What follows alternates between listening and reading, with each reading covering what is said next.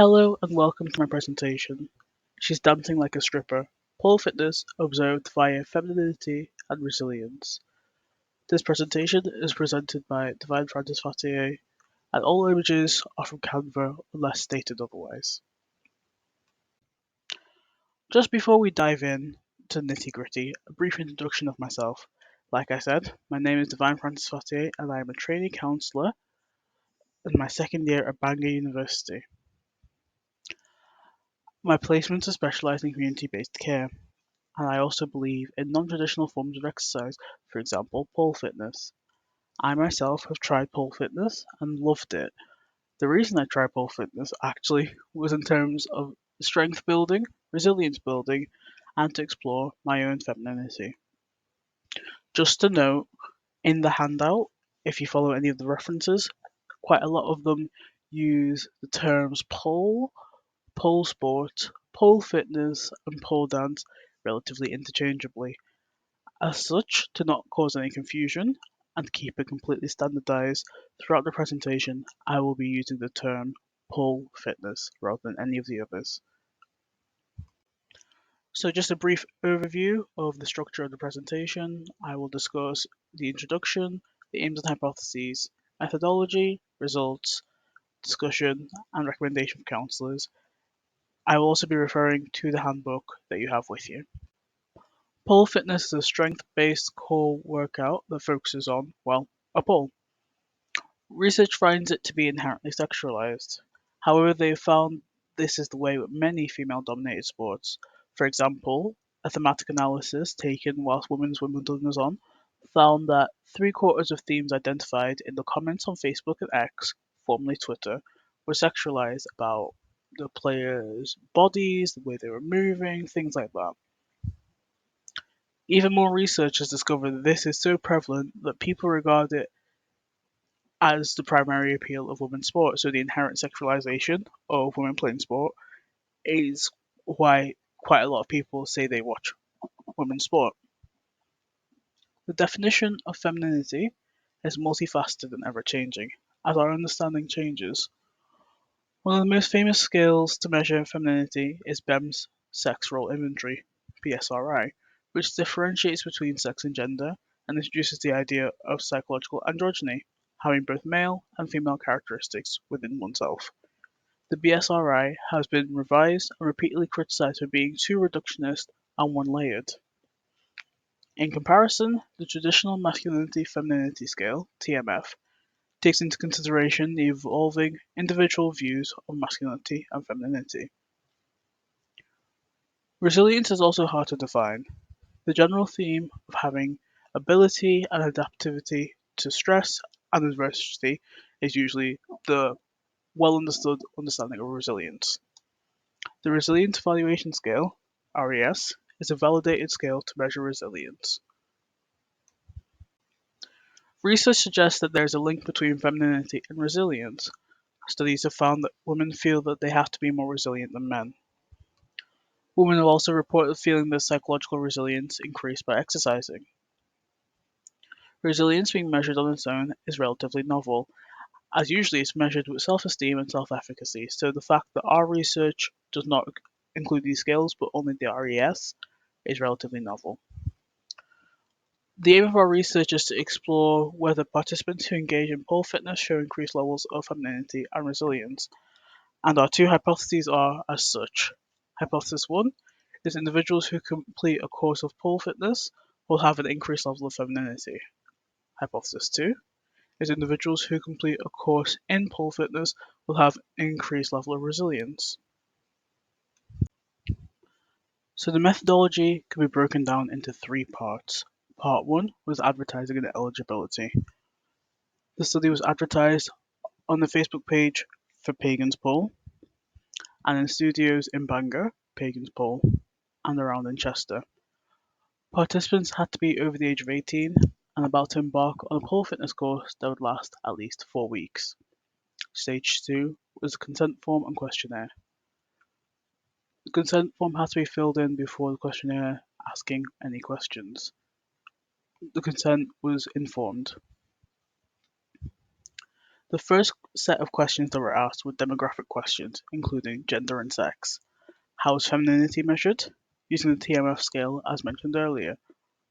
The TMF scale was a scale of 6 questions where you score yourself on a Likert scale and a mean was taken. The higher the mean, the more feminine the person sees himself. How is resilience measured? Using RES, which is 9 questions where you score yourself on a Likert scale, and then a sum was calculated. The higher the score, the more resilient the person sees himself. There's also the option to leave optional comments about pole fitness in terms of if you found it beneficial, if it had any impact on your mental health, and things like that.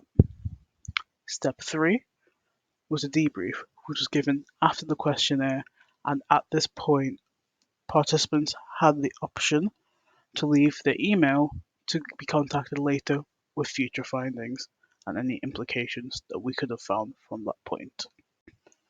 So the graph on the left shows the mean TMF scores for each category.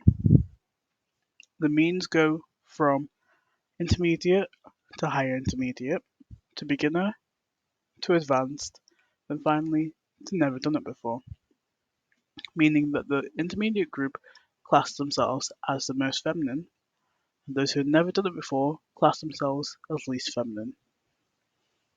On the right is the RES scores, and those scores go from higher intermediate to advanced, to intermediate, to beginner, and finally to never done it before, meaning that higher intermediate class themselves as the most resilient, and never done it before class themselves as least resilient, in both terms of femininity and resilience.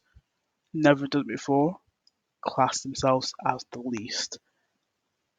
As you can see in the handout, there is also one-way ANOVAs for femininity and resilience, explaining all of this information in further detail. So what's shown by the results? Both hypotheses were accepted and supported. Group level had an impact on femininity, and between groups were significant, as shown in the handout. This could suggest that pole fitness as a whole impacts femininity. Group level had an impact on resilience, as between groups were significant, again in handout. This again could suggest that pole fitness as a whole impacts resilience. This is the expected finding and in line with research shown earlier in the presentation. What's missing, however? So a very specific sample was collected. I'm not saying it's small, it's actually in line with what you'd expect for quantitative data around pole fitness. However, the fact that it was specifically collected from Bangor and Chester is not super ideal. If we'd had a different study when initially started, we could have used a more global sample. The reason we didn't was due to the fact that our initial study design was specifically designed with Pagan's pole in mind. It was supposed to be an intervention study, as they do a 4-week course in the skill categories that we are interested in, which a reminder is beginner, intermediate, intermediate advanced, and advanced. Due to unexpected circumstances that impacted this studio and our backup sample, it was no longer appropriate to focus solely on this studio or to do this intervention anymore. So our challenge became finding studios nearby that match the eligibility criteria of Pagan's Pole, which would have been having a 4-week course and also having categories in beginner, intermediate, intermediate advanced, and advanced. In future research, one way this can be focused to try and standardize the levels, as the concept of pole fitness levels is slightly abstract. For example, this study can be done at pole fitness competitions, because at these competitions there are certain things you have to be able to do to be classed in different groups. For example, intermediates must be able to confidently invert. The questionnaire can be done before and even during the build-up of the competition and the performance, and then done again afterwards if you want to do it as an intervention study. Another example of how this research could be edited in the future could be comparing pole fitness with other strength-based core exercises. For example, climbing, as climbing is not deemed as inherently sexual. Again, this can be done before and after a 4-week course of climbing and pole fitness. It can even be done as a 1v1 comparison, as long as there's no cross-contamination to isolate if it is the fact that it is pole fitness or if it's strength-based core exercise that is causing people's resilience levels to build. So, recommendations for counsellors. There is a clear link between pole fitness and mental health. The comments from participants were completely positive in terms of mental health impact. So, pole would have a beneficial impact on mental health as is seen in a handout. Another recommendation for counsellors is to be aware of stigma, either internalised or externalised. The consideration of it as a sport helps reduce the stigma and increase the normalization, because not necessarily everyone wants to be sexualized or is accepting of overt and inherent sexualization of a female dominated sport.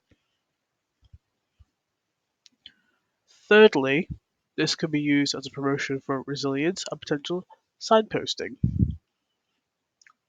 Specifically as counsellors, it may be signposted as a non-traditional method of helping build resilience after, say, a traumatic event, as there is research showing that dance is beneficial to building resilience after a traumatic event.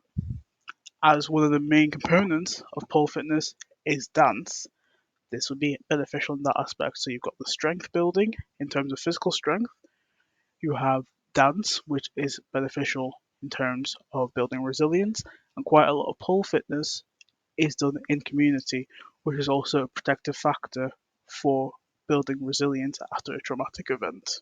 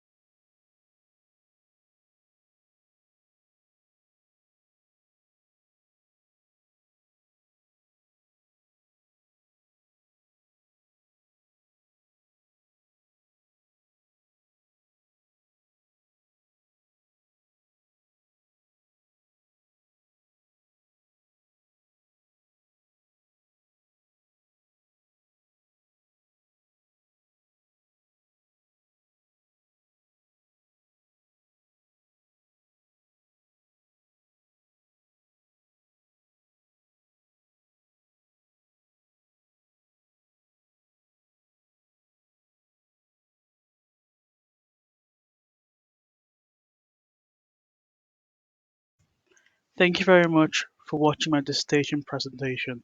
She's dancing like a stripper. Pole fitness observed via femininity and resilience.